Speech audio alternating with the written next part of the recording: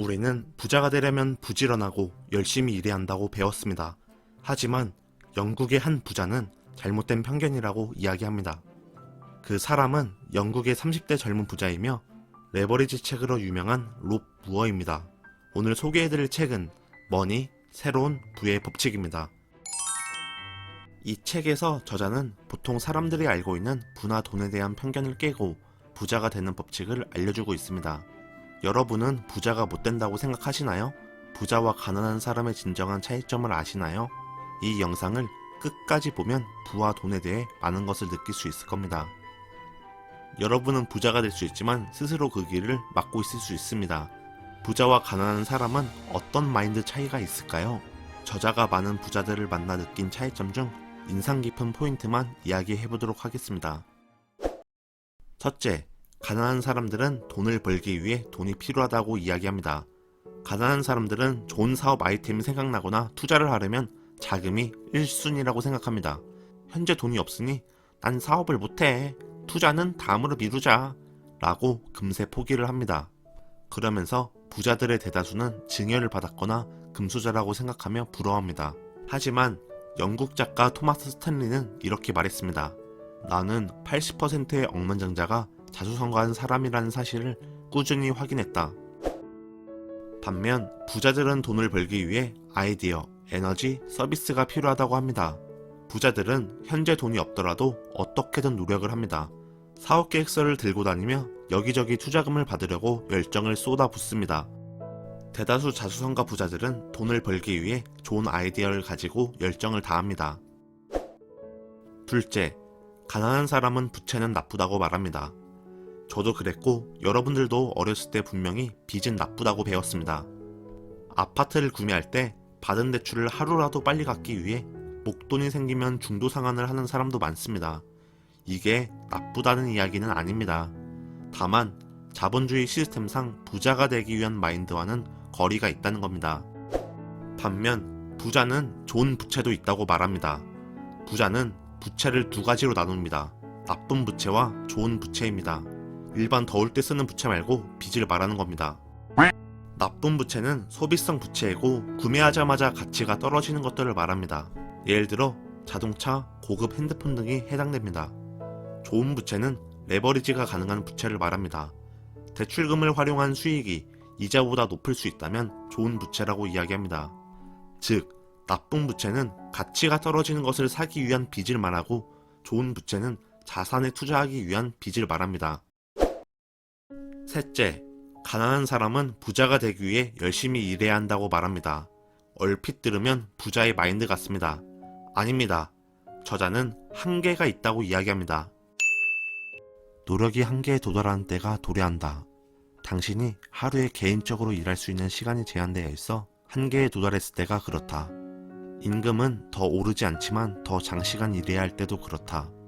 즉, 저자는 무작정 열심히 하는 게 중요한 게 아니라 보다 가치 있고 생산성 있는 일에 집중해야 한다고 말합니다. 반면 부자는 돈이 열심히 일해야 한다고 이야기합니다. 이 이야기는 많이 들어봤을 겁니다. 돈이 돈을 벌게 하는 시스템을 만들어야 한다고요. 네, 맞습니다. 그러기 위해서는 IT 기술 등을 활용해서 효율적인 시스템을 구축해야 한다고 저자는 이야기합니다. 손과 땀이 아닌 비전과 지식을 활용해라. 시간과 교환된 돈이 아니라 시간을 지켜주는 자산에 투자해라. 다른 사람들의 시간을 활용하고 당신의 시간을 모두 쓰지 마라. 넷째, 가난한 사람은 친구의 말을 경청합니다. 가난한 사람은 지인 의존도가 큽니다. 여기서 말하는 지인은 부자가 아닌 평범한 사람을 말합니다. A 지역에 집값이 오를 거래. B 주식을 사면 대박 날 거래. 라는 지인의 이야기를 듣고 별 생각 없이 투자를 합니다. 그리고 손실을 보는 경우가 많습니다. 친구와 가깝게 지내는 것과 그들의 말을 경청하고 따르는 것은 별개의 문제입니다. 반면 부자는 멘토의 말을 경청합니다. 저자는 선배 부자들의 말을 경청하라고 합니다. 그들은 이미 길을 걸어왔기에 더 현실적인 조언을 해줄 수 있다고 이야기합니다. 당신보다 앞선 사람들이 돈과 부를 빠르게 늘리기 위해 겪었던 시스템과 교훈을 따르라.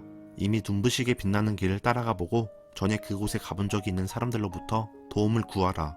그들도 처음 시작할 때는 힘들었지만 지금은 쉬워졌다. 당신도 빠른 시간 내에 그렇게 될 것이다.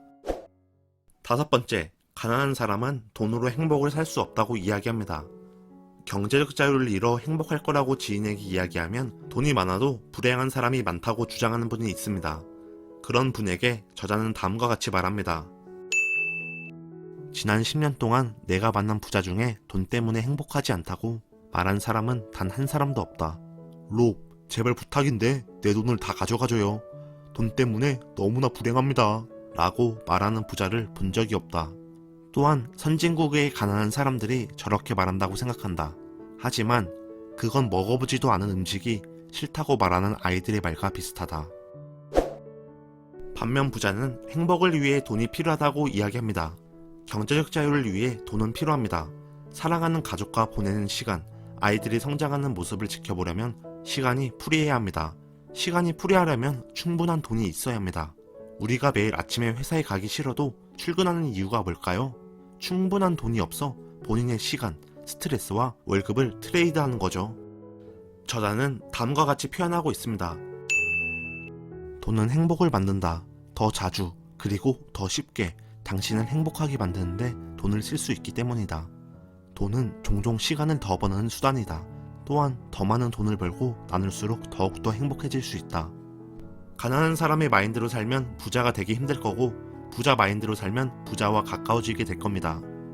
돈을 모으고 불리는데 절제 능력과 재테크 기술도 중요하지만 가장 중요한 건 본인의 긍정적인 마인드인 것 같습니다. 마지막으로 저자는 부자가 되기 위한 중요한 2가지를 이야기합니다. 첫째, 서둘러라. 둘째, 지금 시작해라. 어느 부자와 마찬가지로 실행력을 강조하고 있습니다. 당신이 행동하는 사람들 중 한 명이라고 믿는다. 나중에 완벽해져라. 단지 앞으로 나아가고 목표를 향해 매진해라.